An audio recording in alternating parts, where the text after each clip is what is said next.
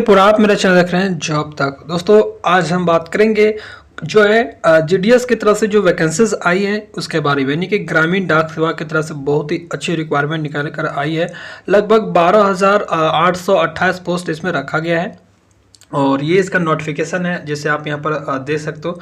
तो वीडियो को complete in तक जरूर देखिए, सारा इन्फॉर्मेशन इस वीडियो के माध्यम से स्टेप बाय स्टेप बताने वाला हूँ।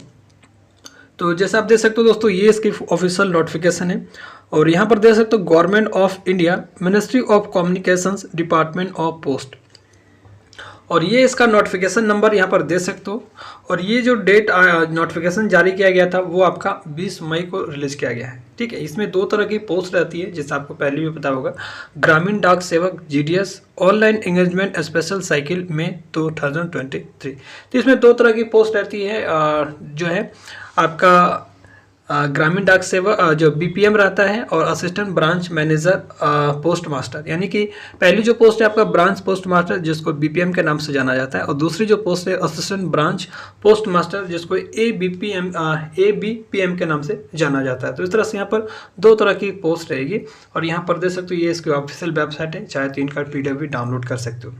यहाँ पर जो वैकेंसीज है इसका जो स्टार्ट होगी फॉर्म फिलअप का वो आपका 22 तारीख से स्टार्ट हो चुकी है, यानी कि 22 मई से फॉर्म स्टार्ट हो चुकी है। आप 11 जून तक आप इसका जो फॉर्म है भर सकते हो। ठीक है, उसके बाद edit correction window for applications, यानी आपने कोई फॉर्म भरते समय कोई गलती किया है तो उसको सुधार के लिए 2 दिन आपको टाइम दिया जाएगा, 12 से लेकर 14 तक। तो आई थिंक मैंने सारे चीज़ें जो डेट के रिलेटेड जो चीज़ है मैंने आपको बता दिया। फिर से एक बार सुन लीजिए, 22 मई से इस फॉर्म को स्टार्ट हो रहा है ऑनलाइन के लिए और 11 जून तक आप इसका फॉर्म भर सकते हो। 12 से 14 जून तक आप इसका जो कोई गलती की है तो उसको आप डेटा सुधार सकते हो। ठीक है, चलिए इसकी वैकेंसीज के और इसमें किस पोस्ट के लिए कितनी सैलरी रहेगी। आप अगर बीपीएम ब्रांच पोस्ट मास्टर के लिए अप्लाई करेंगे तो स्टार्टिंग में आपको 12,000 मिलेगा, लास्ट आपका 29,380 तक मिलेगा, यानी कि हर साल आपका सैलरी इंक्रीज होता रहेगा। दूसरी जो पोस्ट है असिस्टेंट ब्रांच पोस्ट मास्टर के लिए, इसमें स्टार्टिंग में आपको 10,000 रहेगा, फिर आपको धीरे धीरे 24,470 तक मिलेगी, यानी कि इसमें जो वर्किंग होता है 4 से 5 घंटा का होता है। तो 4 से 5 घंटे के लिए इतना इनफ है आपके लिए। ठीक है, आप अगर साइड से भी दूसरा काम भी कर सकते हो। देखिए यहाँ पर जो है brief job profiles and registration and accommodation के रिलेटेड भी सारी चीज़ें दिया है। ब्रांच पोस्ट मास्टर के लिए जो है ब्रांच पोस्ट मास्टर के लिए जो है the job profile of branch post master include. तो ब्रांच पोस्ट मास्टर के लिए क्या क्या जॉब रहेगी ये सारा चीज़ें इन्होंने दे मेंशन दे रखा है, क्या क्या वर्क प्रोफाइल रहने वाली है। उसके बाद असिस्टेंट ब्रांच पोस्ट मास्टर की क्या क्या जॉब प्रोफाइल रहेगा, जॉब प्रोफाइल, वो सारी चीज़ें यहाँ पर मेंशन किया गया है। ठीक है, आप इनको एक बार अच्छा से। एज लिमिट की बात करें तो देखिए जनरल के लिए मिनिमम 18 साल रहने चाहिए और मैक्सिमम आपको 40 साल रहने चाहिए। साथ ही एज का रिलैक्सेशन आपको मिलेगा। एज को जो काउंटिंग करी जा रही है आपका 11 जून 2023 तक आपका मिनिमम 18 साल होना चाहिए और मैक्सिमम आपको 40 साल होना चाहिए। साथ ही एज का रिलैक्सेशन उसमें आपको मिलेगा। जैसे बात करते हैं SC/ST के लिए तो 5 साल है, OBC के लिए 3 साल है और EWS के लिए नो रिलैक्सेशन। तो EWS के लिए कोई भी एज का रिलैक्सेशन नहीं दिया गया है। और PWD कैंडिडेट हैं तो आपको 10 साल मिलेगा और PWD कैंडिडेट प्लस OBC हैं तो 13 साल मिलेगा और PWD कैंडिडेट है प्लस SC/ST है। लेकिन इसमें दे सकते हो secondary school examination pass certificate of 10th standard having pass in mathematics and English having been studies as compulsory या elective subject conduct by any recognised board या यूनिवर्सिटीज। तो यहाँ पर जो है स्टेट गवर्नमेंट या कोई भी चलेगा आपके पास।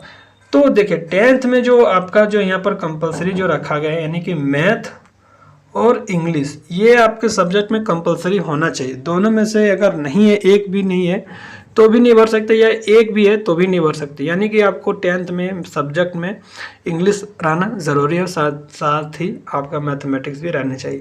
अगर सब्जेक्ट में इंग्लिश नहीं है तो आप इस फॉर्म को नहीं भर पाएंगे।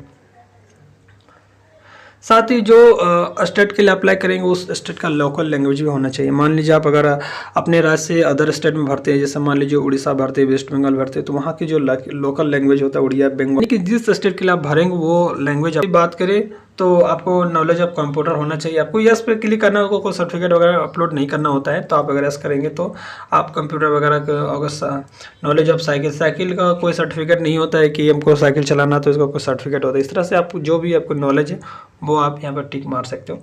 और अदर लैंग्वेज में आपको कंप्यूटर थोड़ा बहुत आना चाहिए, साइकिल चलाना भी आना चाहिए। आजकल तो सभी साइकिल चलाना आता ही होगा, ठीक है। इस तरह से यहाँ पर देख सकते हो।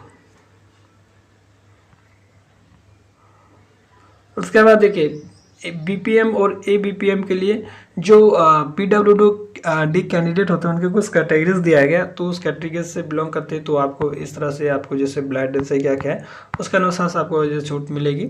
और अप्लाई करने के लिए जो है इसकी ऑफिशियल वेबसाइट है, आप चाहे तो गूगल में सर्च कर सकते हो, डायरेक्टली यहाँ पर जो है अप्लाई कर सकते हो। ऑनलाइन अप्लाई करने का प्रोसेस है। सिलेक्शन प्रोसेस की कैटेगरी की बात करें तो इसमें आपको पता होगा कि इसका कोई भी एग्जामिनेशन वगैरह नहीं होता। डायरेक्ट आपके 10th में कितनी मार्क्स लाएं, कितनी परसेंटेज लाएं, उसके आधार पर जो आपको शॉर्ट लिस्ट किया जाता है, ठीक है जी। यहाँ पर जो है जैसे दे सकते हो आप अगर 10th में कोई सब्जेक्ट में A1 लाएं तो उसमें टोटल 10 रहेगा। 10 में से आपको यहाँ पर जो है 9.5 इस तरह से मिलेगा, ठीक है। A2 है तो जो आपका 9 नंबर मिलेगा, मैक्सिमम इतना नंबर मिलेगा, ठीक है। लेकिन A1 है तो 10th है, B2 है तो 7 है, और C1 है तो 6 है, C2 है तो 5 है, D है तो 4 है। इस तरह से यहाँ पर कैटेगरीज वाइज, ग्रेड वाइज यहाँ जो आपका ग्रेड पॉइंट रखा गया है, ठीक है। तो इस चीज़ से आपको ध्यान देना है।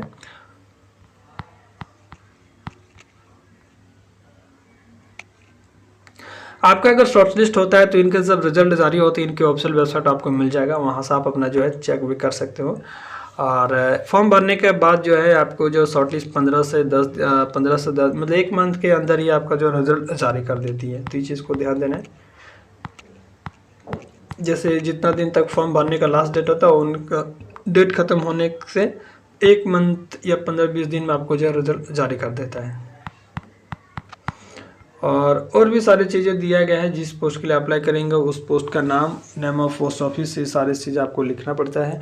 और इसमें सबसे पहले आपको शॉर्टलिस्ट किया जाएगा। शॉर्टलिस्ट होने के बाद आपको डॉक्यूमेंट वेरिफिकेशन होगा। डॉक्यूमेंट वेरिफिकेशन के बाद जो है आपको मेडिकल के लिए मेडिकल चेकअप होगा। देन इसके बाद आपको फाइनल सिलेक्शन करी जाती है। तो आई थिंक मैंने सारी चीज़ें आपको बता दिया है। फिर भी आपके अंदर कोई डाउट रहता है तो कमेंट के माध्यम से पूछ सकते हो। और इसका एप्लीकेशन फ़ी की बात करें तो 100 रुपये इसका एप्लीकेशन फ़ी रखा गया है और ऑनलाइन एप्लीकेशन है। और देखिए आपको जो डॉक्यूमेंट्स अपलोड करना है वो आपका फ़ोटो वगैरह है कितनी साइज़ का है और आपका सिग्नेचर। बाकी कोई भी सर्टिफिकेट यहाँ पर अपलोड करने का वैसा कुछ नहीं लिखा है, आपको फ़ोटो और सिग्नेचर ही अपलोड करना है बस। और जो है आपको जो है इसमें सीटी कितना है वो आप अपने स्टेट वाइज यहाँ पर आपको मिल जाएगा। यहाँ पर जो है इन्होंने नहीं दिया है, तो आप जिस स्टेट के लिए अप्लाई करेंगे वहाँ पर जब अप्लाई करेंगे तो आपको स्टेट वाइज वहाँ पर सीटें देखने को मिल जाएगा।